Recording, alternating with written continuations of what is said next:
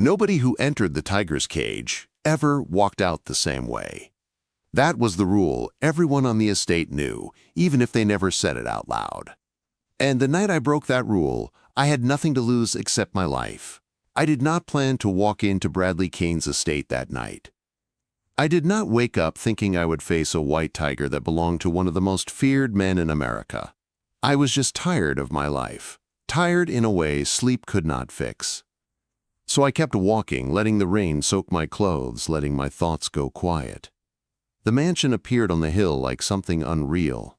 Bright lights cut through the rain, shining over stone walls and iron gates. People like me did not belong in places like that. I cleaned houses for a living. Big houses, rich houses. But I entered them through side doors, never the front, and always left before anyone noticed me. Still, something pulled me forward. The gate was open just enough for me to slip through. I hesitated for one breath, then stepped inside. The estate was silent, except for the rain. Flowers lined the path, perfect and untouched. Everything smelled expensive and controlled. I walked slowly, half expecting someone to stop me, a guard to shout, a gun to appear. Nothing happened. It felt like the place was holding its breath. Then I saw the cage. It stood apart from the mansion. Massive steel bars rising out of a garden that looked too wild to belong to humans. Floodlights lit the space like daylight. And inside it, something white moved. I stopped walking. The tiger stepped forward, and my heart slammed so hard I thought I might faint. He was enormous, bigger than anything I had imagined. His fur was white like snow under moonlight, and his eyes were a blue so sharp it almost hurt to look at them. I should have run. Any sane person would have. But my grandmother's voice filled my head, calm and steady, like it used to be when she told me stories late at night. She always said some creatures were older than fear, that you did not challenge them.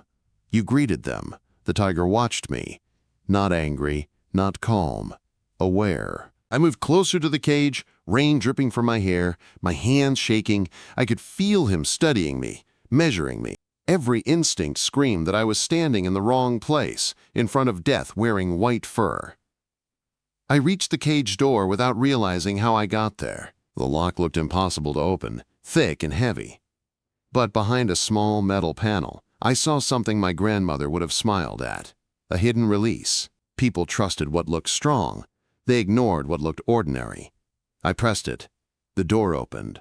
The sound echoed through the garden, loud in my ears. The moment stretched, thin and fragile. I stepped inside before fear could stop me, and the door closed behind me. The tiger lowered his head and growled. The sound vibrated through my chest. His body shifted, muscles tight, teeth flashing.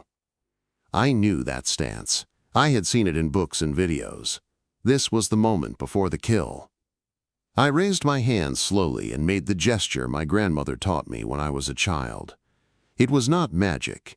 It was respect, a way of saying, I see you, and I do not claim what is not mine. 3 seconds passed. The growl faded. The tiger tilted his head, confused, curious. His body relaxed just enough for me to breathe again. I took one step forward, then another, stopping when I was close enough to feel his warmth. I held out my hand. He leaned in and pressed his massive head against my palm. The world did not end. Behind the mansion windows, a man watched. Bradley Kane stood frozen in his study, his glass of whiskey forgotten in his hand. He had owned the tiger for 5 years. No one touched the animal. Not handlers, not guards, not him. Yet, there I was, soaked from the rain, standing inside the cage, my hand on the head of the most dangerous creature on his property. Something inside him shifted. Power had always obeyed rules. Fear had always worked. But this moment followed no rule he understood. He left his study and walked outside, ignoring alarms buzzing in his pocket. The rain hit his face, cold and real. When he reached the cage, the tiger did not attack him. The animal moved slightly, positioning himself between us, not threatening, just watching. Bradley stopped a few feet away. "What did you do?" he asked, his voice low, controlled, but not hiding the disbelief. I looked at him for the first time. Tall, calm, dangerous in a quiet way. I should have been scared. Instead, I felt strangely steady. "I just listened," I said. "He doesn't belong to you. He knows that." The tiger made a deep sound, almost like agreement. Bradley had no answer for that. Rain slowed to a drizzle, and the night grew quiet.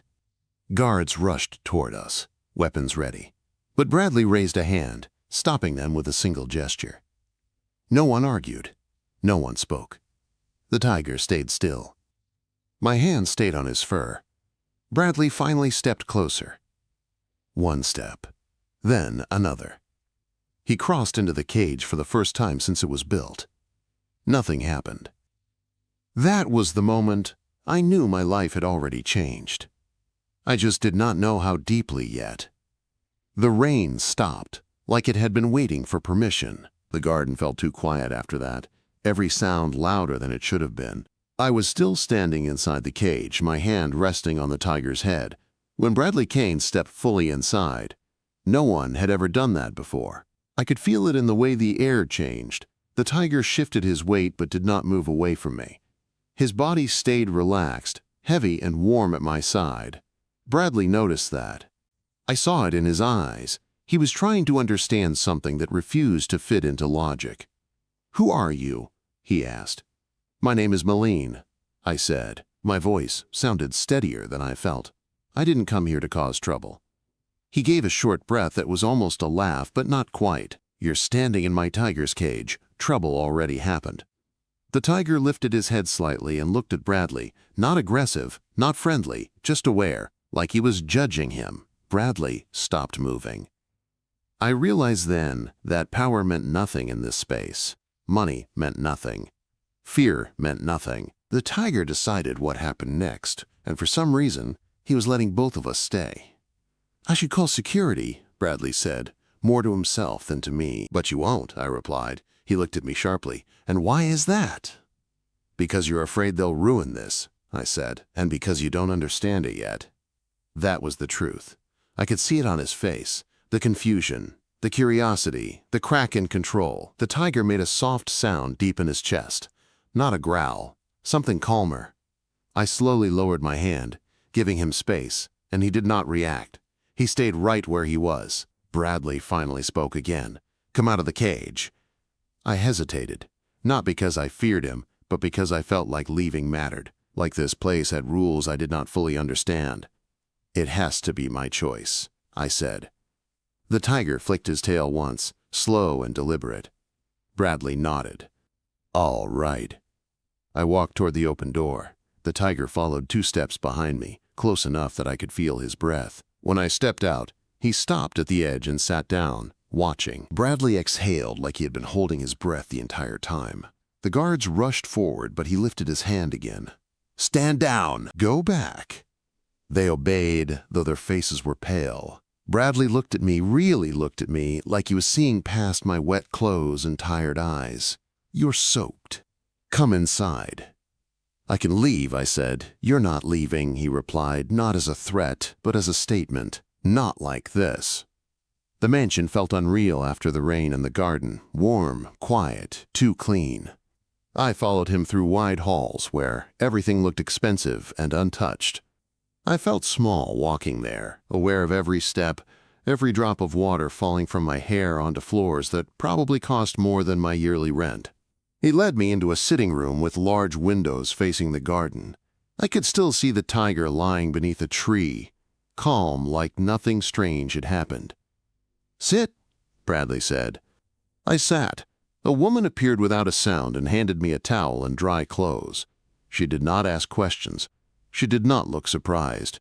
She left as quietly as she came. Bradley poured tea and placed a cup in front of me. His hands were steady, but his eyes were not. "How did you know how to calm him?" he asked. "My grandmother taught me," I said. "She believed animals listen better than people." Bradley watched me closely. "And you believed her?" "Yes." Silence settled between us. Not awkward, heavy. He finally spoke again. "That tiger has killed before." "I know," I said. "You weren't afraid." "I was," I said. "I just didn't let fear speak first." Something changed in his expression then. Not fear, Respect. Before he could say anything else, a small voice echoed down the hallway. Daddy? Bradley froze. Footsteps followed, fast and uneven. A little girl appeared at the doorway, rubbing her eyes, clutching a stuffed toy. She looked no older than 3. She saw me and stopped. Bradley moved immediately, lifting her into his arms. It's okay, he said softly. You had a bad dream? She nodded, her face pressing into his shoulder. Then she looked at me again. Who is she? The girl asked. Bradley hesitated, then said, Her name is Maylene. The child studied me with serious eyes, then smiled. She looks tired. I smiled back. I am. She can stay, the girl decided. Bad dreams are better when people stay. Bradley let out a slow breath. He looked at me, then at his daughter. She can stay, he repeated quietly. That night I did not leave. They gave me a guest room. Soft bed. Clean sheets. Silence that felt strange after years of noise. I lay awake for a long time, staring at the ceiling, listening to the distant sound of the mansion settling. I wondered what I had stepped into. Morning came gently. Sunlight filled the room, warm and pale. I changed into the clothes they gave me and followed the sound of voices downstairs. The little girl was already awake, sitting at the table, swinging her legs. She saw me and smiled wide. You stayed, she said happily. Yes, I replied. Bradley watched us from across the room, coffee forgotten in his hand. After breakfast, we walked outside. The garden smelled fresh. The tiger stood when he saw us. He walked toward the bars, calm and powerful. The little girl pressed her face close, unafraid. He's pretty, she said. Bradley stiffened, but I knelt beside her. He is, I said softly. The tiger lowered his head. Slow. Careful, the child laughed. Bradley did not stop her. From that moment, nothing in the house stayed the same. Days passed. Then more days. I stayed longer than I planned. Bradley did not ask me to leave. His daughter followed me everywhere. The tiger watched us from his garden, always calm when I was near. Bradley began talking to me at night. About his work. About his wife who had died. About the silence that followed success. I listened. One evening he said, You don't look at me the way others do. How do they look at you? I asked. Like I am something to survive, he answered. I looked at him honestly. You're just a man with a lonely house and a dangerous pet. He laughed then, a real laugh. That was when I realized something important. The tiger was not the only thing no one dared to touch. And I had already done the unthinkable. By the 3rd week, the mansion no longer felt like a place I had wandered into by accident. It felt like a place that had been waiting. I learned its rhythms without trying. The quiet mornings when Bradley left early for meetings. The afternoons when sunlight filled the garden and the tiger stretched beneath the tree like a king enjoying his kingdom. The evenings when his daughter pulled me by the hand, insisting we visit the cage before dinner because the white tiger liked it when we came at the same time every day. Bradley watched all of this without stopping it. He watched me braid his daughter's hair while she talked nonstop about dreams and stories and the big white kitty. He watched the tiger change, slowly, in ways his handlers could not explain. The animal no longer paced with restless energy. He waited. He listened. Sometimes he lay close to the bars when we sat nearby, his breathing deep and calm. One night, Bradley finally asked the question I knew had been coming. Why are you really here? He said. We were sitting in the garden, the air warm and still. His daughter had fallen asleep inside, worn out from laughter and running. The tiger lay a short distance away, eyes half closed but aware of everything. I thought carefully before answering. I was tired of surviving, I said. My whole life has been about getting through one day to reach the next. That night, I just wanted something to feel different. And now? He asked. I looked at the tiger, then at him. Now it does. Bradley nodded slowly. You walked into the one place no one else would. That tells me something about you. What does it tell you? I asked. That you're dangerous, he said. But not in the way people expect. I smiled faintly. So are you. That was the night things shifted between us. Not in a dramatic way. Not with confessions or promises. Just a quiet understanding that we were no longer strangers sharing space. We were choosing to stay. The change did not go unnoticed. Bradley's security chief pulled him aside one afternoon. I saw them talking through the window, his posture tense, Bradley calm but firm. Later, Bradley told me the truth. "They're watching me," he said. "Rivals. They think I'm distracted." "And are you?" I asked. He considered that. "Yes," he said honestly, "but not weak." Trouble came faster than either of us wanted. A shipment was intercepted, then another. Small moves. Testing moves. Bradley's phone stopped resting on the table. It stayed in his hand. His shoulders tightened. The calm he carried around me began to crack. One evening I found him in his study, staring at maps and numbers that meant nothing to me at first glance. "You're planning for a fight," I said. He did not deny it. "They think I've lost focus." "They're wrong," I said. He looked up at me. "Then tell me what you see." So I did. I spoke about patterns I noticed in the way he talked about his work, about where he assumed safety and where he expected danger, about how people always attacked what looked important instead of what actually mattered. He listened. The next day, he changed his strategy. When the rival group finally made their move, they walked straight into empty ground. Bradley had shifted everything that mattered somewhere else. Quietly, carefully. The threat ended without blood. That night, Bradley stood with me by the enclosure, relief heavy in the air. "You saved me time," he said. "You might have saved more than that." "I just told you what you already knew," I replied. He turned to me then. Really turned. Close enough that I could see the tired lines near his eyes. "You don't belong on the outside of this anymore." I did not answer right away. "Neither do you," I said finally. Something settled between us. His daughter ran toward us then, laughing, her small arms wrapping around my waist. The tiger rose and walked closer, standing just behind us like a silent guard. Bradley watched the two of us together, and I saw fear cross his face. Not fear of enemies, fear of losing something fragile. Later that night, he spoke quietly. "If you stay, it won't always be safe." "I know," I said. "If you leave," he continued, "I won't stop you." I looked at the mansion, at the garden, at the tiger who had changed my life without a single word. "I'm not leaving," I said. Bradley reached for my hand for the first time. I let him. The tiger made a low sound, deep and calm, like approval. And somewhere deep inside me, I knew the hardest part was still coming. A close-up shot captures three main subjects: a white tiger, a young woman, and a man standing slightly behind them, all within what appears to be a large, open-air animal enclosure, possibly a zoo or private sanctuary. On the left, dominating the foreground, is the head and upper body of a magnificent white tiger. The tiger has striking white fur with black stripes. Its mouth is slightly open, revealing large canine teeth and a pink tongue in what looks like a snarl or a roar. The tiger's eyes are partially closed in a focused, intense expression. In the lower right foreground is a young woman, appearing to be in her 20s. She has long, dark brown hair that is slightly wet or disheveled.